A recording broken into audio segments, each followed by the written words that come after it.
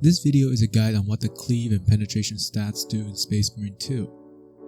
With the recent release of 9.0, we've seen balanced weapons receiving a massive amount of cleave in their weapon stats. Let's get this out of the way first. No, balanced weapons do not actually have that much more cleave. It's a complete lie. It used to be that to find the cleave bonus of a weapon, you simply find the differences between a version's cleave with the standard issue one. Issue, of course, is that the UI has no actual relationship with the real stats. In general, the balanced version of the Chainsword and Thunderhammer gain plus 3 cleave, the Power Fist and the Power Sword gain plus 4, and the Combat Knife gains plus 2. For fencing weapons, the Knife and the Chainsword lose 2 cleaves, the Hammer loses 3, and the Power Sword and Power Fist both lose 4. Block weapons do not lose or gain any cleaves. In any case, here is how cleave works. Each of the attacks with a melee weapon has an inherent amount of cleave, which is the maximum amount of enemies in attack and damage.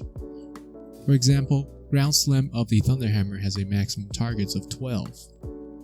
I spawned 15 Termagants in the cluster, and as you can see here, 3 of them are completely unscathed. Next, I switch over to the balanced version, and all 15 Gons are dead. This is because the balanced Thunderhammer has 3 more cleave over the block one.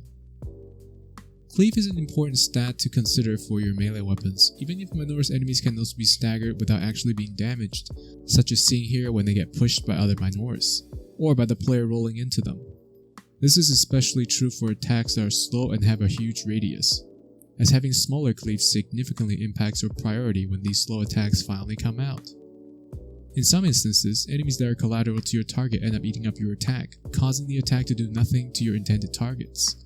This is commonly observed with the Power Fist and Thunderhammer, for instance. On the other hand, some attacks already have a big amount of cleaves, such that losing or gaining some cleaves won't really matter all that much. An easy way to determine how much impact the gain or loss is to find out the percentage change. For example, -4 on the Power Sword is a 40% loss of cleave on the first Power Mode light attack, which has 10 cleaves. Yet, it is only a 20% loss for the Power World attack, which has 20 cleaves. In conclusion, if you want to have your damage distributed more consistently or have your long-range melee attacks hit the intended targets, you'll need to either use an attack with a larger base cleave or have a weapon with bigger cleave modifiers. Next up is penetration. Similar to cleave, penetration indicates how many enemies the same projectile can damage at once. For example, the bolt rifle can deal damage up to 3 targets, as indicated by the insta-killed enemies.